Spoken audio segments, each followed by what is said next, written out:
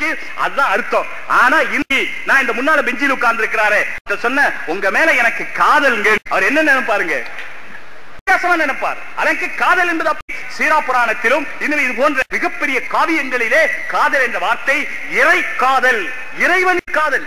ஆனால் இன்றைக்கு அதை தொலைத்தவர்கள் யார் என்று தெரியவில்லை. வார்த்தையே ஒரு கல்யாணமாக ஆணும் பெண்ணும் செய்து கொண்டால் தான் அதற்கு பெயர். அதுவும் கல்யாணம் ஆயிருக்கூடாது.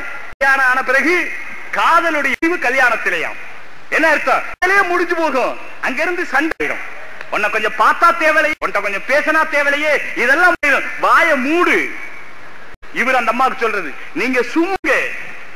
அங்க சொன்னாரு கொஞ்சம் வாய திறவே, கொஞ்சம் விரலை நீட்டு, விரல் தீண்டினால் அவருக்கு உணர்வையே பிரதிபலிக்கிறதாம். இதுவெல்லாம் நடக்கமா?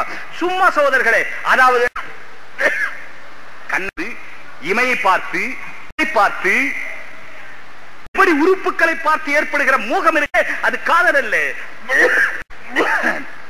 ஆனால் அப்படி பெயர்கள் வைத்துக் கொண்டு ஒரு சதைகள் இன்றைக்கு உலகத்திலே நடந்து கொண்டிருக்கிறது. அதை நம்மவர்களும் பார்த்துக் கொண்டிருக்கிறோம். அதுதான் மிக பெரும் வேதனை. உலகத்திலே நடந்து கொண்டிருக்கிற இந்த சதை தேடர்கள் அதுவும் எங்கே தேடுகிறார்கள்? நான் விரைவாக சொல்லுகிறேன்.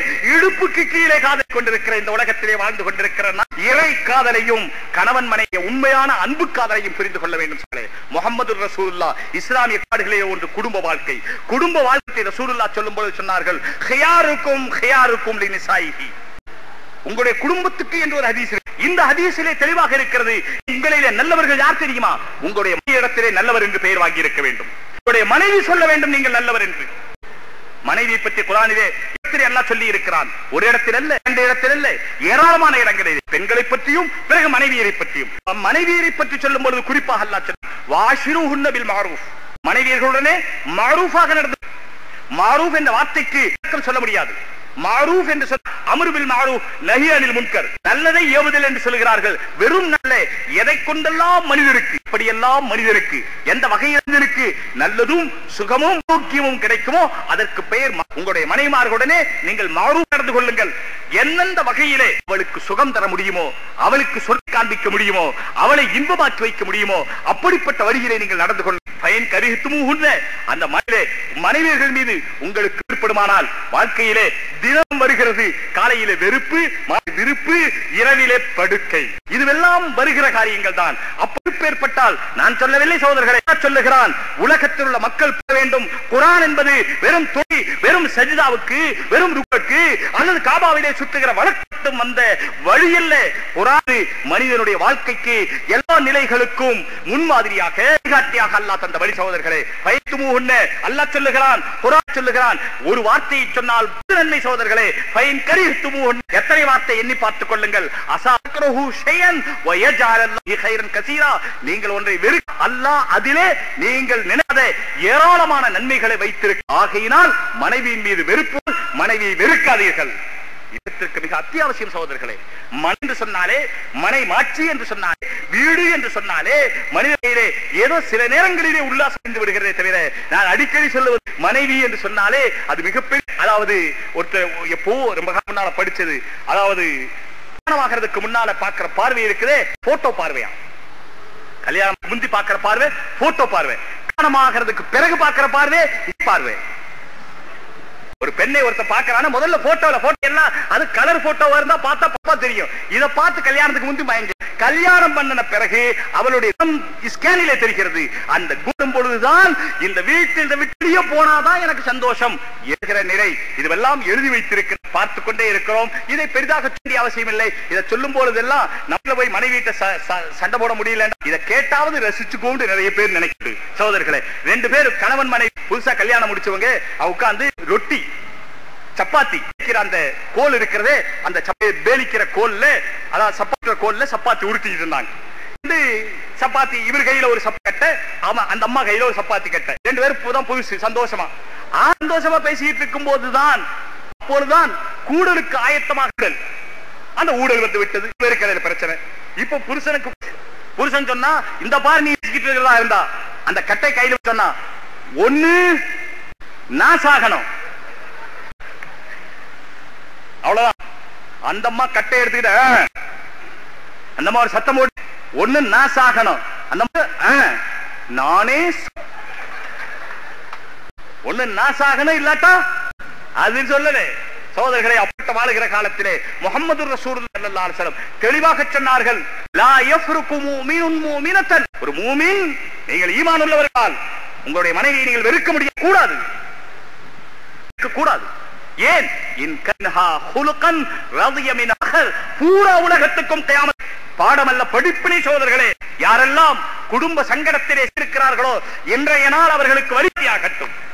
எனக்கும் சரி உங்களுக்கு சரி, என் கரிகமின்ஹா ஹுலுகன், அவளிலே ஒரு குணம் உங்களுக்கு விரும்பாததால் வேறொன்று விரும்புகிற குணம் இருக்கும். இதை பார்த்து வெறுப்படையாதீர்கள், அதை சந்தோஷமடையுங்கள். அப்படி குடும்ப வாழ்க்கையை காட்டினார்கள். அதற்கு மட்டுமல்ல எல்லா நிலைகளுக்கும். அது வாழ்க்கையிலே ஹஜரத் ஆயிஷா ரலியல்லாஹு அன்ஹா அவர்களுடனே ஹஜரத் ஹதீஜாவுடன் ஹஜரத் ஜுவைரியாவுடன் அவர்கள் நடத்திய வாழ்க்கைகளை விரிவாக கிதாபுகளிலே படியுங்கள். ரசூலுடைய மனைவிகள் எப்படி இருந்தார்கள், ரசூலுடன் வாழ்ந்தார்கள். இதுவெல்லாம் உலகத்திற்கு முன்னும். சகோதரர்களே, ஏன் இதற்கு நான் முதலிடம் என்றால் எல்லோருடைய வாழ்க்கையிலும் என்ற காரணத்தினாலே ஆக சொல்ல வருகிற இஸ்லாமிய கோட்பாடுகள் இருக்கிறதே சாராரை பார்த்து உருவாக்கப்பட்டதல்ல. உலகத்திற்கு முரண்படாத ஒரு வாழ்க்கை வேண்டுமானால், இயற்கைக்கு ஒத்த ஒரு வாழ்க்கை வேண்டால், கடைசியாக ஒன்றை சொல்லி முடிக்க விரும்புகிறேன். காலத்திலே குழந்தை பெற்றுக் கொள்ளக் கூடாது, ஏனென்றால் இரணம் குறைந்து விடும் என்ற காரணமாக ஒன்றே போதும் என்று சொல்லுகிறார்கள். அந்த வேண்டாம் என்று சொல்லுகிறார்கள். நாமே குழந்தை நமக்கேன் குழந்தை, இதை இப்படி எழுதப்படுகிறது. எல்லா வாகனங்கள் எழுதப்பட்டு, எல்லா இடங்களிலும் எழுதப்பட்டு, எல்லா எங்களுடைய பார்வைப்படுமோ அங்கெல்லாம் எழுதப்பட்டு, அங்கே ஒரு தாய் ஒரு செய், அது ஆனா பெண்ணா என்று சமம், அது வேற விஷயம்.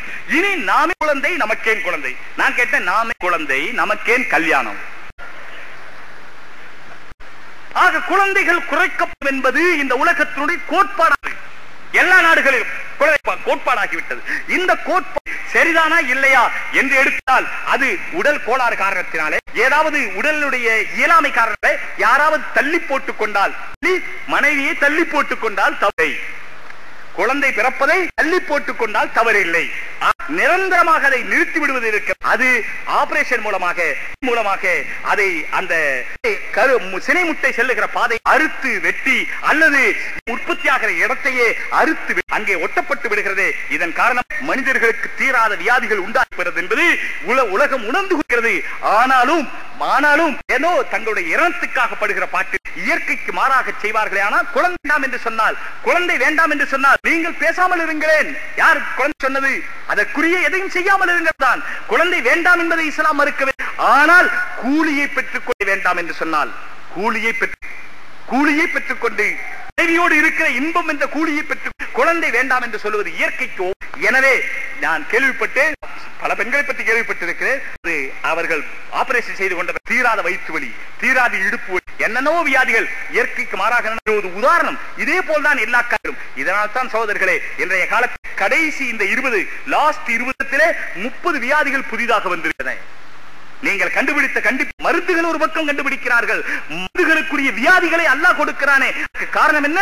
இயற்கைக்கு மாறாக நடப்ப காரணம். சகோதரர்களே, இந்த கருச்சிதைவும் அதே போல அந்த கர்ப்பத்தடையும் எல்லாம் இயற்கைக்கு மாறான காரியங்கள் என்பதிலே சந்தேகம் இல்லை.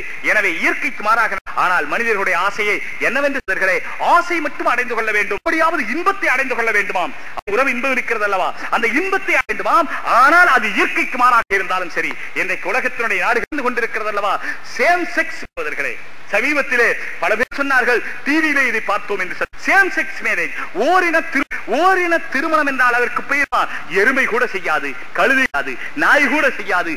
மனிதர்களாக பிறந்தவர்கள் ஓரின திருமணம். ஸ்வீடனிலே 1993 ஓரின திருமணம் சட்டபூர்வமாக அனுமதிக்கப்பட்ட பிறகு 2 மாதத்திலே 17 ஆண்கள் திருமணம் செய்து கொண்டார்கள். 17 பெண் ஜோடிகளும் 50 ஆண் ஜோடிகளும் திருமணம் செய்து கொண்டார்கள் என்று பத்திரிகையில் வருகிற சகோதரர்களே. அதே போல டென்மார்க்கிலே 1986, ஸ்வீடனிலே, நார்வேயிலே 1990 ஓரின திருமணம் அனுமதிக்கப்பட்டதாக சட்டபூர்வமாக ஆக்கப்பட்டதாக ஆக்கியிருக்கிறது. இதே போல நாள், விடுதலை நாள் அங்கே சான் பிரான்சிஸ்கோவிலே ஒவ்வொரு வருடம் நடைபெறும். இதுவெல்லாம் என்ன மனிதனுடைய வெத்துக்கிற காரியமா? ஓரின சேர்க்கை எவ்வளவு பெரிய தவறான விஷயம். இதன் மூலமாக விளைச்சல் என்னவாக இருக்கும்? உன்னுடைய ஆசையாகுமே தவிர உலகத்தினுடைய அழிவுக்குள் காரணங்களும் வந்து போகும். ஆண்டவனுக்கு மாறால் ஆண்டவன் ஆண் பெண்ணை படைத்திருக்க இன்பம் பெற அனுமதி இருந்திருக்கிறான். ஆனால் முறை இருக்கிறது, அதற்கு ஒரு வரை இருக்கிறது, அதற்கு ஒரு நிலை இருக்கிறது. அந்த நிலைக்கு அடுத்து விட்ட யாராவது தேடுவார்களே, அதை விட்டுவிட்டு அடுத்த வீடுள்ள உலக சுகாதார நிறுவனம் கணக்கெடுத்து இருக்கிறது. சென்னையிலே மட்டும் தினந்தோறும் 500 மாணவிகள் விபச்சாரத்தில் ஈடுபடுகிறார்களாம். கல்லூரி மாணவர்களும் 500 குடும்பத்தும் விபச்சாரத்தில் ஈடுபடுகிறார்கள். சாப்பிடு விபச்சாரங்கள் 4000க்கு அதிகமாக. உலக சுகாதார நிறுவனத்துக்கு வேலை செய்ய வேண்டியது தேவைதானா? கட்டுப்படுத்துவதற்கு ஆணுரை கொள்ளுங்கள், விபச்சாரத்தை நிறுத்துங்கள். உங்களுக்கு பிறக்கவில்லையா? உங்களுடைய அறிவிலே ஒரு பிறக்கவில்லையா? விபச்சாரம் செய்யாது. அதன் காரணமாக எழுச்சி வருகிறது. நிறுத்துங்கள், ஆசையை அடக்குங்கள், அடுத்தவர்களை பார்க்காதீர்கள், அடுத்த பெண்காதீர்கள், யாரையெல்லாம் தீண்டுகிறீர்களோ காரணமாக உலகத்திலே தவறுகிறது. அதன் காரணமாக வேத விளைச்சல்கள், வேண்டாத வியாதிகள் உலகம் பெருகுகின்றன என்று ரசூலுல்லாஹ்களே அதை முன்வைத்து நிறுத்துங்கள் என்று சொல்ல அந்த நோக்கத்தை லட்சியமாக கொண்டு சொல்லவில்லையே. அதற்கு ஆணுரை அணிந்து கொள்ளுங்கள். அது மட்டுமல்ல சகோதரர்களே, புத்திசாலிகள் அணிந்து கொள்ளுகிறார்கள். ஒரு விளம்பரம் பார்த்து புத்திசாலிகள் ஆணுரை அணிந்து கொள்ளுங்கள். சகோதரர்களே, உலகம் எங்கோ போய்கொண்டிருக்கிறவர்களே, தடுத்து நிறுத்துங்கள். உலகத்திற்கு அழைப்பு எடுக்கிறோம், தடுத்துங்கள். இல்லையானால் இது எங்கே போய் முடிய முடியாது. இதனுடைய நிலை என்னவாகும் என்று தெரியாது. மனிதர்கள் தத்தளித்துக் கொண்டிருக்கிறார்கள். கரை சேருங்கள், சமுதாயத்தை கரை சேருங்கள். இவர்கள் எங்கே சிக்கி தவித்துக் கொண்டிருக்கிறார்கள் பாருங்கள், இறக்கப்படுங்கள், இவர் கரை சேருங்கள். அந்த கரை சேர்ப்பதற்கு மனித சமுதாயத்துக்கு உடன்பாடு கோட்பாடுகளை கொண்ட இஸ்லாம் எழுதப்பட்ட உயர்ந்த கோட்பாடு என்படி முஸ்லிம்களாகிய நாம் என்று உறுதி கொள்வோமாக. அதன்படி தௌஃபீக் தருவானாக என்று கேட்டுக்கொண்டு, நினைத்த நேரத்தை விட 2 நிமிடம் அதிகமாக என்பதையும் சொல்லிக்கொண்டு, அல்லாஹ் தஆலா இந்த விழாவை ஏற்பாடு செய்தவர்களுக்கு, இந்த மாநாட்டை இரவு பகல் பாராட்டு முயற்சி செய்தவர்களுக்கு நல்ல கூலி சொல்லிக்கொண்டு, இந்த சந்தர்ப்பத்தை நல்கி மீண்டும் துஆ செய்து கொண்டு, உங்களுக்கு நீங்கள் எனக்காகவும் துஆ செய்ய வேண்டும் என்று கேட்கிறேன். வாஹிர் தாவானா அல்ஹம்துலில்லாஹ்.